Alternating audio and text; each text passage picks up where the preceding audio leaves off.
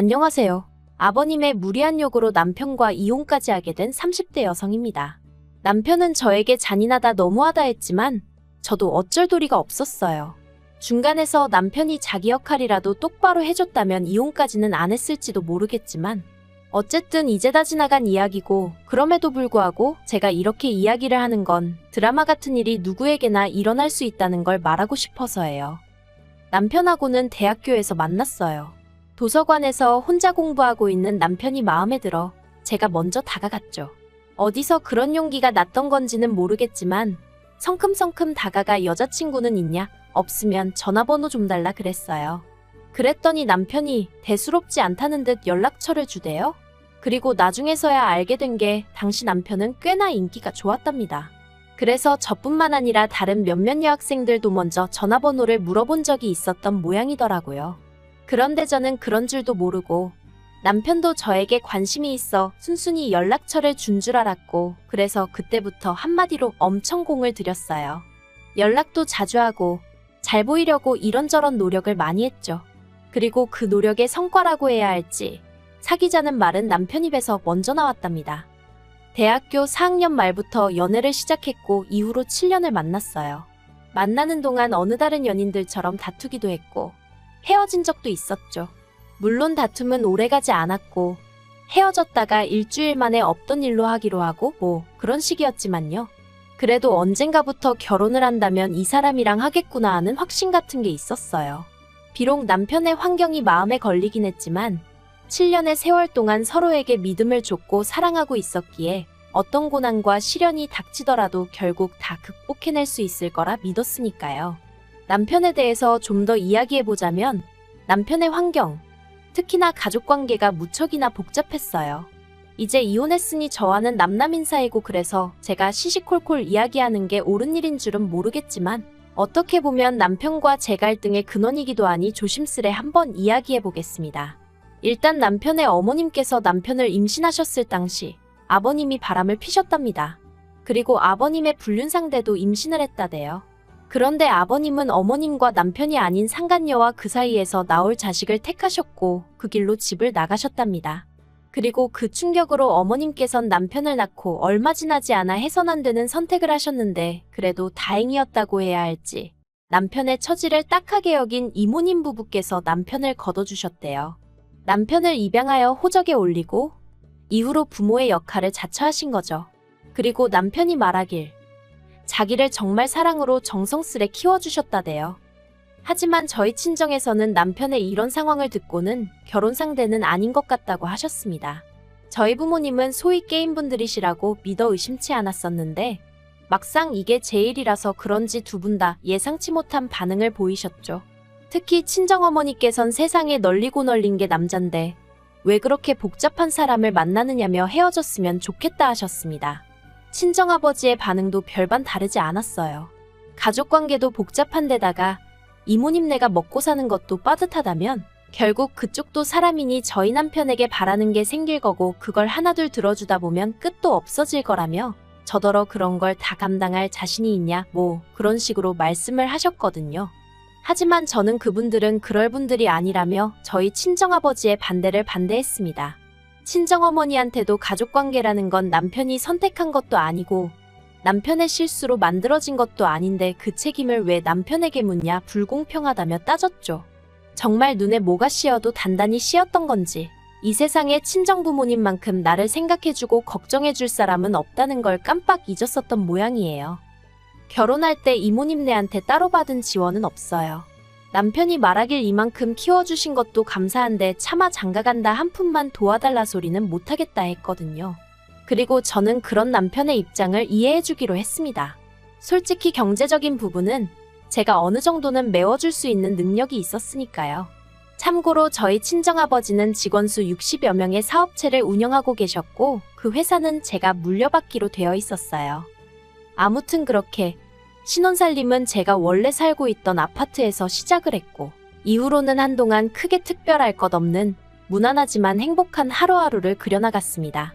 그런데 결혼한 지 1년 만에 남편이 회사를 관두면서 상황은 제가 예상치 못한 방향으로 흘러가기 시작했네요.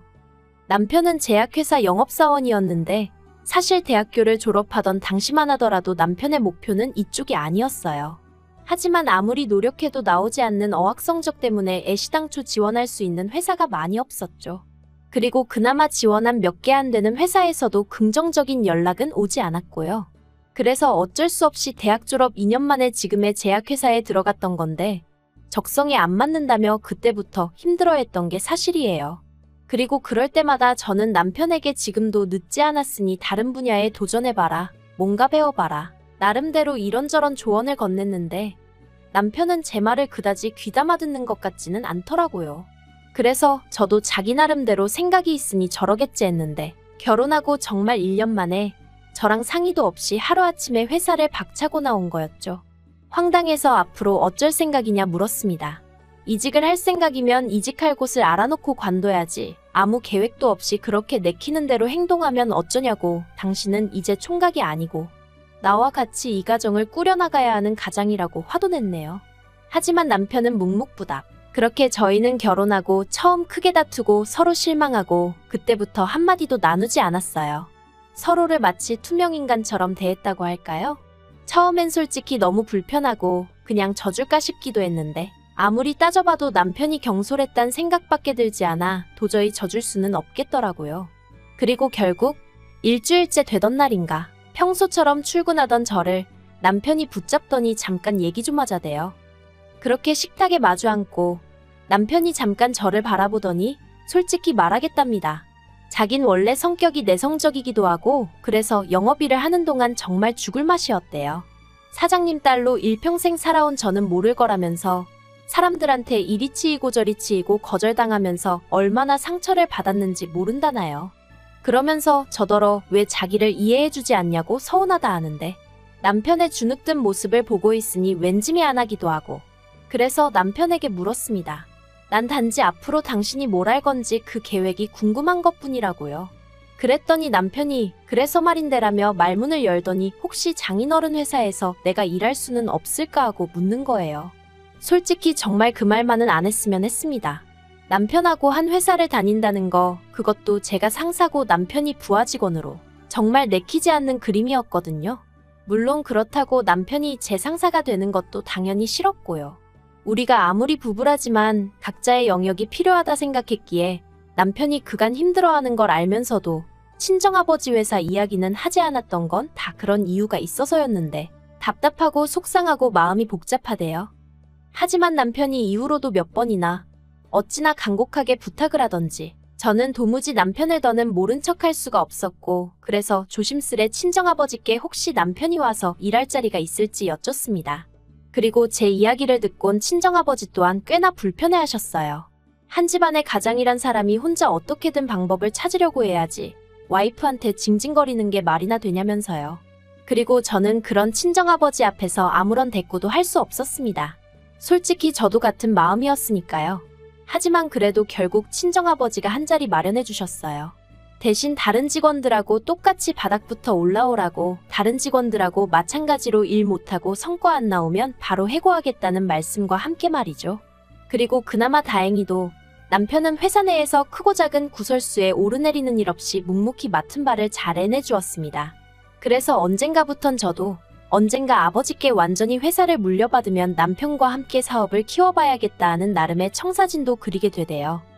그런데 왜 좋은 일은 꼭 나쁜 일하고 같이 오는 건지 그렇게 저희가 결혼한 지 3년째 되던 해였습니다. 이모님 생신이었고 그래서 남편과 함께 이모님 댁을 찾았는데 이모님 표정이 왜인지 하루 종일 어둡기만 하더라고요. 그리고 그건 이모부님도 마찬가지셨습니다. 그래서 참다 못한 제가 저희한테 무슨 하실 말씀이라도 있으신 거냐 물었더니 한숨을 깊게 내뱉으시고는 남편의 아버님한테 연락이 왔답니다. 저는 처음에 제가 뭘 잘못 들은 줄 알았어요. 그래서 누구요? 하고 되물으니 맞게 들었다고 어머님과 남편을 버리고 상간녀와 그 자식을 따라 나가셨던 아버님한테 전화가 왔었다고요.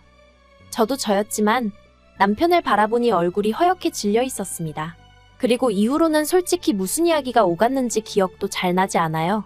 이모님하고 이모부님은 복잡한 표정을 하고 계셨고 남편 또한 그 속내를 읽기 어려운 얼굴을 하고 있었으니까요. 그리고 저는 그 세 사람의 비할 바는 아니었지만 그래도 역시나 놀랐던 게 사실입니다. 그래서 그냥 음식도 입으로 들어가는지 코로 들어가는지도 모르겠고 정말 정신이 하나도 없이 있다가 집에 왔어요. 그리고 며칠 뒤 남편이 아버님과 만나기로 했다며 나갔다 왔는데 이후로 정말 몇 날 며칠에 말 그대로 죽상을 하고 있더라고요. 그래서 보다 못한 제가 도대체 무슨 일이냐고 물었더니 그제서야 한다는 말이 아버님이 대장암이시래요. 그러면서 하나밖에 없는 아들 생각이 나서 찾아왔다며 지금부터라도 같이 살자 하시더랍니다. 어이가 없어서 어떻게 그러실 수가 있냐고 제가 화를 냈어요.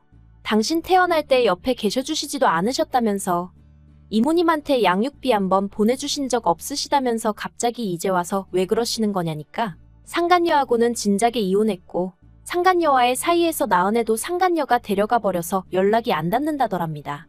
그리고는 솔직히 그쪽에는 별로 정이 없었고 마음속으로는 늘 돌아가신 어머님과 저희 남편에 대한 미안함과 그리움 뿐이었다나요. 듣는 내내 어이가 없어서 남편한테 당신은 그 말을 믿는 거냐니까 자기도 모르겠대요. 그리고 일단 당장은 편찮으시다 하니 뭐 하나 제대로 따지고 들 수도 없다면서 그래서 제가 나는 화가 난다 했어요. 버릴 땐 언제고 이제 와서 아쉬우니 당신을 찾아오셨는가 본데 정말 이해가 안 된다 했죠. 그런데 그때 남편이 그래도 사람이 암이라는데 저더러 말 좀 조심하랍니다. 어이가 없더라고요. 이제껏 10년 넘는 세월을 남편 편에 서 있던 저인데 그런 제가 그 정도 말도 못하나 싶은 게 서운하기도 했고요. 그래서 알겠다고 당신 알아서 마음대로 하라고 했어요. 하지만 행여나 여기서 모시고 살 생각은 꿈도 꾸지 말라 했습니다. 당신한테는 어떨지 몰라도 나한테는 생판남이나 마찬가지인 만큼 같이는 못 산다 했죠. 그랬더니 남편이 알겠다면서 혼잣말인지 저들으라고 하는 소린지 병원비는 어떻게 해야 하지 않은데 진짜 우라가 치민다는 게 이런 건가 싶더라고요. 그런데 얼마 후 저는 더욱 황당한 소식을 접하게 되었습니다.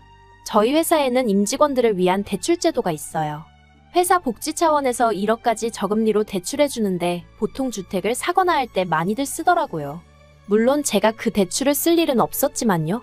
그런데 하루는 화장실에 갔다가 여직원들끼리 이야기하는 소리를 듣게 되었는데 저희 부부 이야기가 나왔습니다.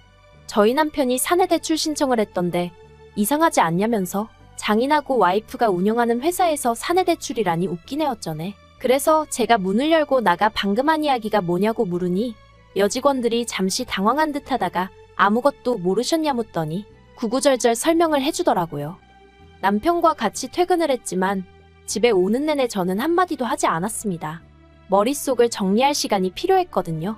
그리고 남편도 지가 구린 짓을 해서 그런가 제 눈치를 살살 보는 것 같았습니다만 제 알 바는 아니었죠. 아무튼 집에 도착하자마자 남편에게 대출 신청은 왜 했냐 물었습니다. 그러자 남편이 얼굴이 허옇게 질려서는 이내 난감한 표정을 짓고는 한다는 말이 그러면 뭐 죽어가는 아버지를 모른 채 하라는 거냐며 난데없이 저한테 화를 내는 거예요. 참나 황당해서 그럴 거면 당신 능력으로 도와드리라 했습니다.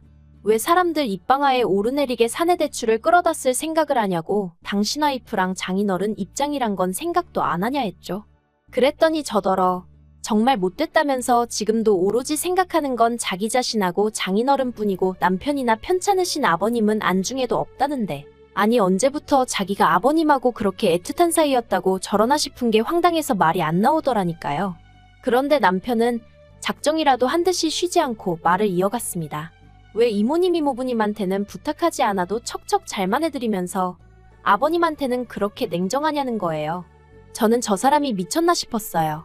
이모님하고 이모부님이 자기를 얼마나 애써 키워주셨는지 자기가 나한테 얘기해놓고 아버님이 자기 버리고 갔단 얘기도 자기가 나한테 해놓고 이제 와서 왜 나한테 이모님네한테만 잘하냐고 따지는 게 말이 되나 싶어서요. 그래서 제가 남편더러 도대체 하고 싶은 말이 뭐냐니까 바라는 거 없답니다. 그냥 해달라는 1억만 좀 해줬으면 좋겠대요. 그걸로 치료받고 어디 방 한 칸이라도 마련해서 사시게 해드리고 싶답니다. 그러면서 그 돈을 저한테 해달라는데 제가 너무너무 속 터져서 당신 정말 제정신이냐니까 그래도 자기한텐 하나뿐인 아버지인데 모른 척은 못하겠답니다. 마음 같아선 모시고 오고 싶지만 그건 제가 죽었다 깨어나도 안 된다 하니 어쩌겠냐면서 저더러 저도 좀 양보를 하고 남의 입장도 생각 좀 해버릇하라나요. 저는 도무지 끓어오르는 화를 주체할 수가 없었고 그래서 남편더러 아버님인지 나인지 둘 중 한 사람만 선택하라 했어요.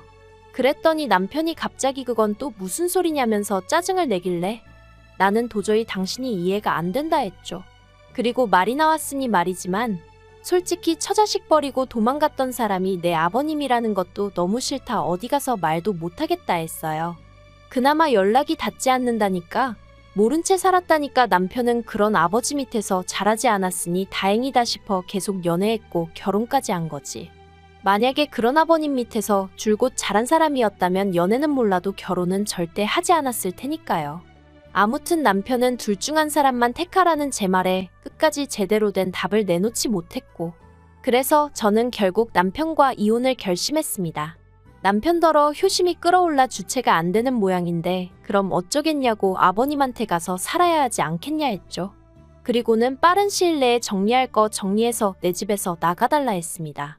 회사도 당장 내일부턴 출근하지 말라고 했죠. 그리고 남편은 남편대로 그렇게 일순간에 마음 정리하고 돌아선 저에게 놀라기도 했고 자기 말로는 너무 무섭더라나요. 그래서 저희는 순식간에 이혼 서류에 도장 찍고 그렇게 남남이 되었어요. 10년 세월이 무색하리만큼 정말 모든 게 빠르게 진행되었죠. 이모님과 이모부님은 무척이나 안타까워하시며 어떻게든 제 마음을 돌리려고 애를 쓰셨지만 보시다시피 잘 안 됐어요. 남편이 더 이상 이모님 내외의 말을 귀담아 듣지 않고 오로지 아버님 한 분만 바라봤으니까요. 그리고 그런 남편을 앞장 세우고 아버님은 나날이 더 기고만장해지셔서 이모님에게 소식을 전해 듣기론 내 자식한테 부모 행세하며 효도받지 않았냐고 그거 다 토해내라 그런 말씀까지 들으셨답니다. 정말 아무리 남편을 세상에 있게 해주신 분이라지만 인간 말종이 따로 없다 싶었다니까요. 그런데 왜 모두가 보는 걸 남편만 못 보고 저렇게 돼버린 건지 그래도 함께한 세월이 있어서 그런가 그런 남편을 생각하면 마음이 좋진 않아요. 그래도 어쩌겠어요. 이제 다 끝난 사이인걸. 그저 아버님한테 너무 뜯기지만 않으면 다행이겠다 싶네요.